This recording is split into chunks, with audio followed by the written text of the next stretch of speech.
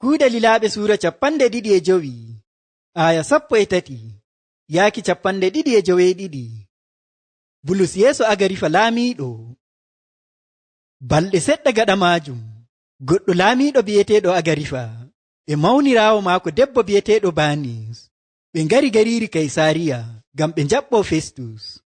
Nde ɓe mbaali balɗe ton seɗɗa, Festus hokki laamiiɗo on habaru Bulus o wi'i, e woodi goɗɗo neɗɗo mo Festus laamiiɗo ali ɗo nder suudu cural, ko njaami Urushalima.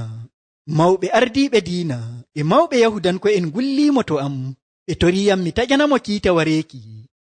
Nootiimi mbiimi ɓe, enen Romanko'en en ngaɗantaa goɗɗo kiita to gulliiɓe mo walaa ɗon, nden naa o hokkaama carel ngam o wurtina hoore maako dow ko ɗum wullortoomo. To, nde ngardumi e maɓɓe ɗo, mi wonnaayi carel ko seɗɗa. Nde fini jooɗiimi dow jooɗorgal kiita, mbiimi neɗɗo on wadde. Nde ngulliiɓe mo ndari, ɓe ngulloraaki mo goɗɗum kalluɗum no kamminoomi.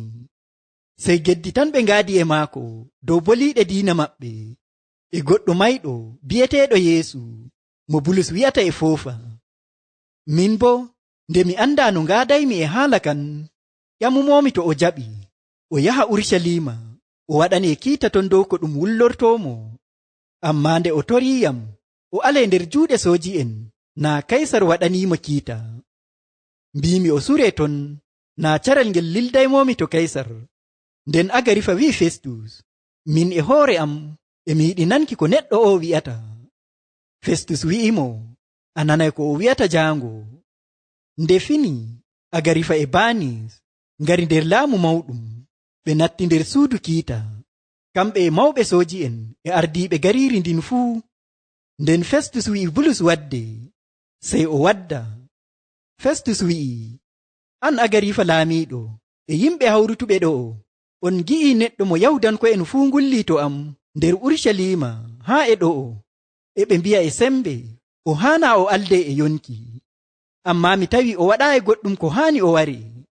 Ammaa nde kanko e hoore maako o torake kiita maako yaare to Kaysar, mi suɓii lildukimo to Kaysar laamiiɗo. Ammaa mi walaa haala dariika dow maako ko haandi mi windana laamiiɗo on. Kanjum waɗi ngaddumoomi ɗo yeeso mooɗon on fuu, ko ɓuri ma yeeso maaɗa an Agarifa laamiiɗo, ngam to en ɗaɓɓitii koo ɗume mi heɓa ko mbindumi. Ngam e yiiki am ɗum haanaa mi yaara goɗɗo nangaaɗo to laamiiɗo mawɗo, mi heɓaayi fii jamum ɗum o nangira.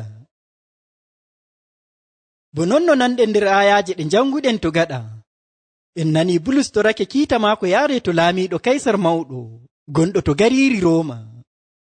Nder aayaaje ɗe njannguɗen ɗo bo en nanii no Festus laamiiɗo ɗaɓɓiti caawori goɗɗo laamiiɗo bi'eteeɗo Agarifa garɗo to maako ngam hofna mo.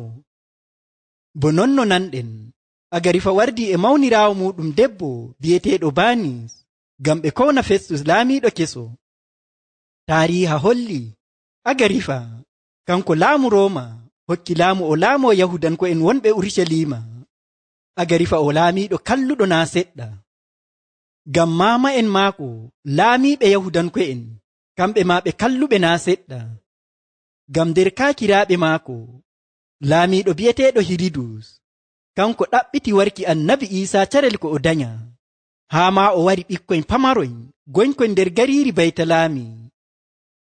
To en jangii nder Linjiila deftere Maatiyu suura 2 aya 19 yaaki 18, en nanay ɗu'um. Non maa nder kaakiraaɓe Agarifa goɗɗo laamiiɗo bi'eteeɗo Hiridus kanko wari Yakubu almaajiriijo annabi Iisaa e kaafahi, nden o nangi Bitrus o maɓɓimo nder suudu cural e niyya warukimo. To en jangii nder Kuuɗe Lilaaɓe suura 12 aya 2 en nanay ɗu'um. Ngam non ɗum e tabbitinana en Agarifa laamiiɗo o roni halleende daga kaakiraaɓe maako. O wari ngam o howna Festus. En nanii ɗo Festus bo hokkimo habaru Bulus. Aya 13 yaaki 22 wi'i, balɗe seɗɗa gaɗa maajum goɗɗo laamiiɗo bi'eteeɗo Agarifa e mawniraawo maako debbo bi'eteeɗo Banis ɓe ngari gariiri Kaysariya ngam ɓe njaɓɓoo Festus. Nde ɓe mbaali balɗe ton seɗɗa, Festus hokki laamiiɗo on habaru Bulus, o wi'i, e woodi goɗɗo neɗɗo mo Festus laamiiɗo ali ɗo nder suudu cural, ko njaami Urushalima. Mawɓe ardiiɓe diina e mawɓe Yahudanko'en gulliimo to am, ɓe toriyam mi taƴanamo kiita wareeki. Nootiimi mbiimi ɓe, enen Romanko'en, en ngaɗanta goɗɗo kiita to gulliiɓe mo walaa ɗon, nden naa o hokkaama carel, ngam o wurtina hoore maako dow ko ɗum wullortoomo. To, nde ngardumi e maɓɓe ɗo, mi wonnaayi carel ko seɗɗa.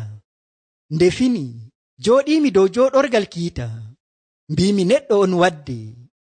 Nde ngulliiɓe mo ndari, ɓe ngulloraaki mo goɗɗum kalluɗum no kamminoomi. Sey geddi tan ɓe ngaadi e maako dow boliiɗe diina maɓɓe, e goɗɗo mayɗo bi'eteeɗo Yeesu, mo Bulus wi'ata e foofa.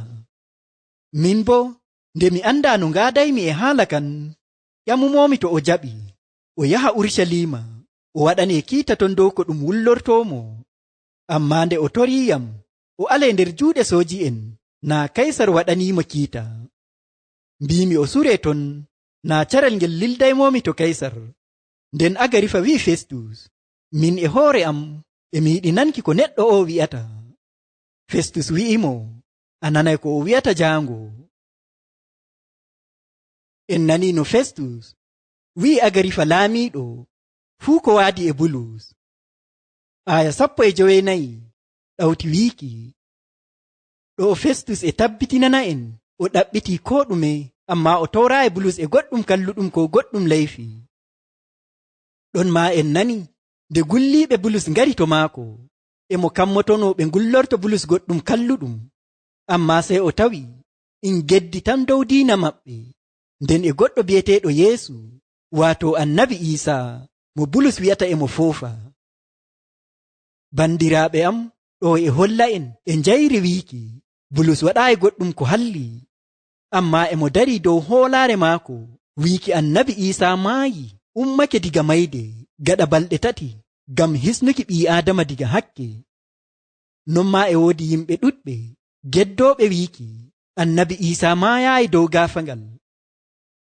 Amma bandiraawo am, haani paamaa ɗo wiiki Allah e hoore muɗum siryii non waɗa, waato Annabi Iisaa maaya dow gaafangal ngam hisnuki ɓii Aadama diga hakke e kiita maako garayka nyalnde darngal. Ngam non to en jangi nder Linjiila, en nanay no Annabi Iisaa maayiri dow gaafangal gaɗa balɗe 3 o ummii diga mayde, nden o hocca yaaki dow.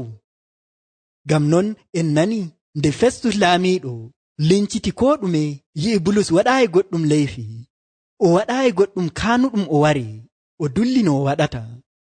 Ngam maajum to janguɗen ɗo, en nani e mo ɗaɓɓita caawori diga Agarifa laamiiɗo garɗo hownamo, o wallamo dow ko o waɗata.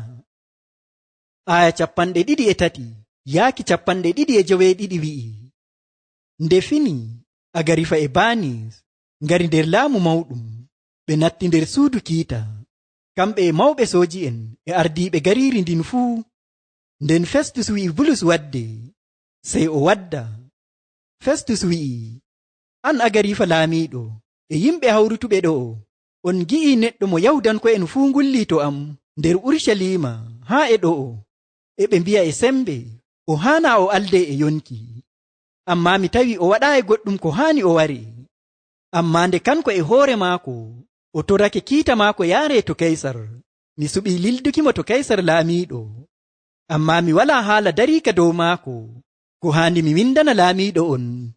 Kanjum waɗi ngaddumomi ɗo yeeso moɗon on fuu, ko ɓuri ma yeeso maɗa an Agarifa laamiiɗo, ngam to en ɗaɓɓiti ko ɗume mi heɓa ko mbindumi.